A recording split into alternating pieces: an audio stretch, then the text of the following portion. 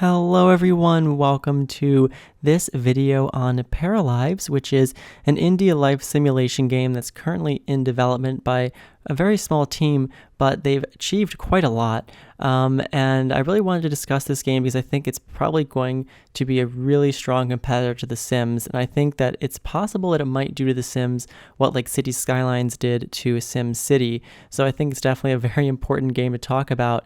And I haven't talked about it too much, although I did mention it in my Sims 4 like 5th anniversary video, because I think this is a really interesting game, and the main reason I'm talking about it right now is because the developers just put out a new video showing what the characters in the game will look like a few days ago. So these characters are called Parafolk, and they're like the equivalent of Sims, in this game. So I thought that we'd start this video off by looking through that video they put out, and then also just discussing what I think about what they've shown of this game so far. So let's head over and check out that video. Alright, so this is the video that they recently put out, and first I just want to discuss, I'm just going to pause it like right away. I just want to discuss kind of the room that she's in, that this character is in. I think that the game style is like really interesting, and I think that it's definitely like a good departure and kind of like a good contrast from like what The Sims is doing. And yeah, so it like kind of has like this almost like illustrative quality to it, which I think works quite well actually, and I think that it definitely makes it stand out from The Sims. And I also think that it's kind of a little bit more timeless than like The Sims is, because I feel like The Sims 3 didn't age super great. I think it like worked okay, but I think The Sims 4 as well kind of like, I don't know, I think it's aged better than The Sims 3 has, but like it's still, I feel like in like a few more years probably going to start looking like a little bit not so fresh. But I feel like kind of this more like illustrated look I think will probably like last a little bit better than some of what The Sims has been doing. And then also like things like the shadows I think look really good in this game, and also just the architecture of this room, which I do want to talk about a little bit later on in this video about like the build mode stuff. But anyway, let's kind of continue with this video here. So yeah, so you can see the characters also kind of have that like almost illustrative quality to them, but I think that works quite well. And you can see, of course, there's the height adjustment, which is something that I know a lot of people wanted in The Sims, but I'm actually just going to go back just a few moments here back to like where they were changing the height. I think it's interesting how it's kind of like feels like less like a height adjustment, at least in the way they show it here, than like just kind of shrinking like her entire body, which I guess is kind of an interesting way of doing it, because I remember the developers of The Sims saying they didn't do that because they would have to like redo the animations for every single height. So I guess like in this way where they're like scaling the whole body, then maybe it makes it easier with animations or something, because I don't really know how it works, but I think that's kind of an interesting way of doing it. I'm not entirely sure like how well that will work, because it seems, I can't actually tell if it's like shrinking. I think it is kind of like shrinking her entire body, which, yeah, I mean, that's kind of one way of doing it, but it is cool that they do have the height adjustment in the game, because I know like a lot of people have wanted that for a long time, at least in The Sims. I also, the user interface too, I think looks really nice. It's very clean and simple. And also I feel like it's something that won't look super dated in like, 3 or 4 years. But anyway, here you can see this is like the editor for like the Parafolk. So you can see this is like the different types of clothes. But yeah, also this is a very Sims 4 type thing where you can just grab different parts of like the body and just kind of change the dimensions, the size. That's like the way The Sims 4 does it as well, because like The Sims 3 had sliders, and The Sims 4 kind of introduced this method of doing it, which I think was one of the only like good improvements in The Sims 4 over The Sims 3. So it's good that this game has that, because I think that's a very effective way of adjusting like the dimensions of the characters. Here you can see the color of the hair, and yes, in the detailed mode, I'm going to pause it again. Color wheel, very important thing to have. And of course, as I'll discuss a little bit later on, the color wheel also applies to all the different objects that this game will have for like building houses, which is kind of like a better version of the Sims 3 create a style tool, because it's like a lot more simplistic looking. It's not like so heavy and like complicated. But yeah, you can see the different hair sort of sections of the hair, so like the base, roots, and tips. But I think this is like a really well done user interface for kind of like this task. It like really simplifies it based on like what the Sims 3 and Sims 4 have. But yeah, so you can see here just really nice adjustment of the colors. But yeah, so this is the video on what the characters look like. I think it looks really good, and I think that it's definitely really good that it doesn't look like The Sims, especially since this is a game that's, I think probably will, be a very strong competitor for The Sims 4 and The Sims 5 if that becomes a thing. But yeah, so I'm really happy with the way that this looks. But yeah, so I also want to talk about some other videos that they put out as well. So we're going to hop on over to one of those right now. All right, so this video is from a little bit longer ago. So I actually didn't ever really talk about these videos when they came out, but I thought that now is probably a good time to go through some of these. But this video in particular, I'm going to pause it right here, is about build mode. And you can see here we're in a kitchen, and just like look at this like menu that we have here of like the just like way that we can choose these cabinets. Like even if you just look at the cabinets, we have like sets of drawers, we have cabinet doors here going different directions. This cabinet door right here where I'm pointing is like lower than the one next to it because of the farmhouse sink.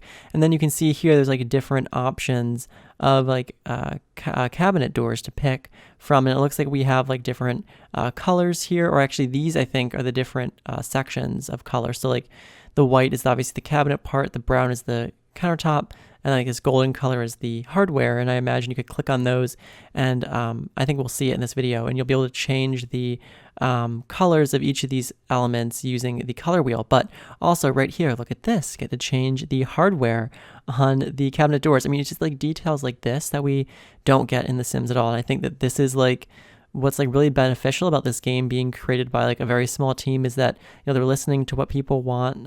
Like they have a Discord chat, and they're like listening to what the community says they want in like a life simulation game, and they get like a lot of these really like granular details that like you just don't get in The Sims. Oh yeah, so here you can see you can like choose from preset colors for these counters, but then also, and this is what I was talking about a few moments ago, was this kind of create a style-esque user interface here, or this kind of tool here that lets you like change the different colors, the different parts of the object, but then also has like different textures that are like relevant to what you're doing. So like for countertops, you have like these different countertop textures here, and then you have your color wheel and you can change it. This feels like a really, really good way of like integrating like a create a style type feature, because in The Sims 4 they were basically like, oh, we can't do create a style because it makes the game too slow. But I feel like it certainly is possible, because like look, this is just a color wheel that's very simple, and then instead of having like this crap ton of different textures and stuff, as cool as that was in The Sims 3, it obviously made the game quite a performance hog. But here you can see like, look, just like very simple, like 6 different textures for the countertop, and like they're just like applicable to that like one object. I feel like that makes this like a lot lighter and like easier for the game to handle, but while still allowing that customization, and it's a lot better than just like removing the feature entirely. Also, you can see they just like dragged the countertop wider to like fit the size. This game doesn't have a grid in it like The Sims does, so it's a lot more customizable.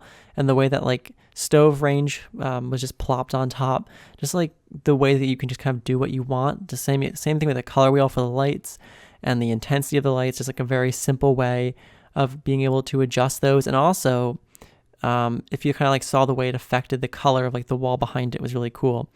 But yeah, just like a lot of small details like that. Even in this shot right here, you can kind of see the steam coming off of the food, and just like all the details here, like this, the way the light comes through. I don't know if I go back a little bit, if we can, yeah, you can see that on the floor there, kind of like Sims 4-ish, the way that the light reflects there. And also on the wall, you can see like the texture and the paint there. Yeah, it's a very good looking game, especially considering how early in development this is. I'm sure there'll be changes and improvements to this over time, as they continue to work on the game. But just like as it is, even in this video here, this like early version of it, just a lot of things about it are very impressive, especially with like the kind of customization that we can see here. I mean, I just really, really like that. And I think it's really exciting, especially for, people like me who like to create houses and stuff in games like these. I think this kind of stuff is really important to have. But I do want to discuss another video that they put out, so I guess we can move on to that one as well. All right, so right here, this is kind of a video that focuses more on like the building. So this is actually a very early video that was put out, I believe, like back in the fall of last year. But you can see here, I'm going to have to pause again just to talk about this. The way that the split levels are just so easy to put in, you can see how simple that was. And also just dragging out a curved wall as well. Of course, curved walls are something that we've wanted in The Sims for a long time, so I think that's really nice to have here. And yeah, just the way that the split levels are so easy to create without having to go through the kind of constrained floor elevation shenanigans that was in The Sims 3. And also, again, you can see the lack of grid in this game, the way this wall is just any angle that you want, just on a diagonal, and the way the stairs can be placed any way that you want.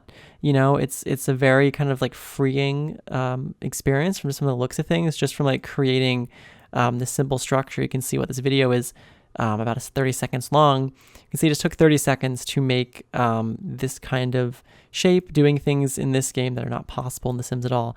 And now, of course, I feel like, I think this game still has some ways to go with like polish and stuff, but I think that what they have so far is really impressive. And I think that it's definitely going to probably be for The Sims what City Skylines was to like SimCity, and what like Planet Coaster was to Roller Coaster Tycoon. A lot of these simulation games that kind of were like, the going like unchallenged, without any competition. And then that meant the developers could kind of just do whatever they wanted with them, and people wouldn't really have any other options. So I think that this is really going to be, a big deal, especially in, this kind of genre of game where there's basically just The Sims. And also, I don't think it's entirely fair just to compare this game just to The Sims and be like, oh, it's only good because it has like this that The Sims doesn't have, blah, blah. I think like sitting on its own entirely in a vacuum, this game just looks really cool as well. Like just like the level of detail that was put into this, level of care that was put into it, how it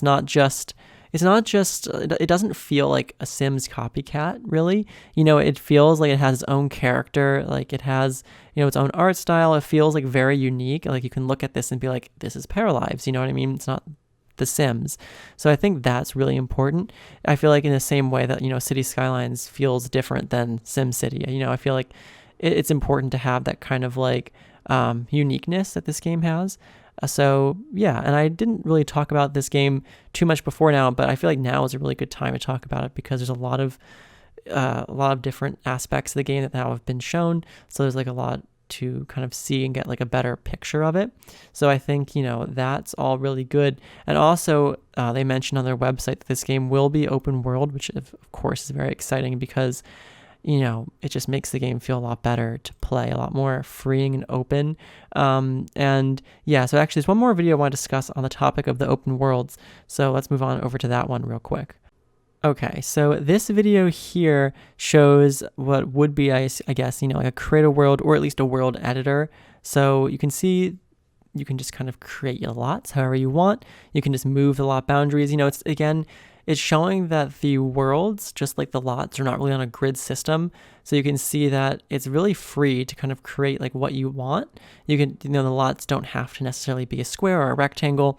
They can kind of be any size. It's really fluid, easy to adjust. And one thing that this really short video, it's only 30 seconds again, but one thing this video showed was that these lots can go right up against each other. There's not like, this weird gap. Like one thing that I always like kind of wanted to make in The Sims was like townhouses, that were on their own separate lots, but could like have fences that kind of like touched each other, or like, walls that kind of butt up against each other. So like they're their own buildings but on separate lots. And of course in The Sims you can't put things up against each other when they're on separate lots, but it looks like that may be possible in this game, just judging by how, you have like these lots that can touch each other, which I think is really cool. But yeah, so like just from all these like small short clips that have been shown of the game thus far, I think that this is a really promising game. And it's really exciting, I think, because I know it's no secret how I feel about The Sims 4. I think The Sims 4 is a good game, but it's just when you look at it compared to The Sims 3 or look at it compared to Paralives, it's just, it makes you wonder, why is it that it's not better? And I think just the answer is there's no competition for The Sims, so they can kind of do what they want to do. And I feel like, I'm not saying that the people who make The Sims 4 don't care. Of course they care. These people are very passionate about what they do. But ultimately, every decision about the game is not down to them. It's, it's down to the company that makes it. Electronic Arts is the publisher. So then in the end, they call the shots, not every individual who makes the game. So I feel like when you have a game like Paralives where, it's just a team of just a handful of people, they have control over their project, and you can tell it's a project of passion, and that they have control over what they get to do with it. You know what I mean? And they get control over what they want to prioritize. So I think that's what makes a big difference, and what kind of makes it, have a lot of these features that people want. They get to listen to, the individual people, and it's a lot more of a personal kind of game that's created for, the community. So I think that's really cool. But yeah, and it's really exciting to see this game kind of develop over time, and I'm excited to see what happens with it in the future. So yeah, but I think that's basically it with my thoughts on it. Of course, there's still a long way for it to go. We haven't necessarily seen, any gameplay whatsoever. We've just kind of seen development clips. But from what we've seen, the small clips of what we've seen, I think that there's definitely a lot of promise here. And especially considering, what's been done, or what's been achieved by such a small team is very impressive. So yeah, but let me know what you think in the comments below of Paralives. I'd love to hear your thoughts on it, and what you think of this kind of compared to The Sims. But this is definitely a game that I am very excited for, and will definitely want to play when it is finished, whenever that will be. But yeah, so that's basically all I guess I have to say on this game. But I just kind of wanted to talk about it, especially since, a lot of other people are talking about it now. So, I feel like it's a good time to start kind of looking into what this might look like when it's kind of a finished product. But yeah, so anyway, I hope you enjoyed. I hope you all have a great day, and I hope to see you in the next video. Bye, everyone.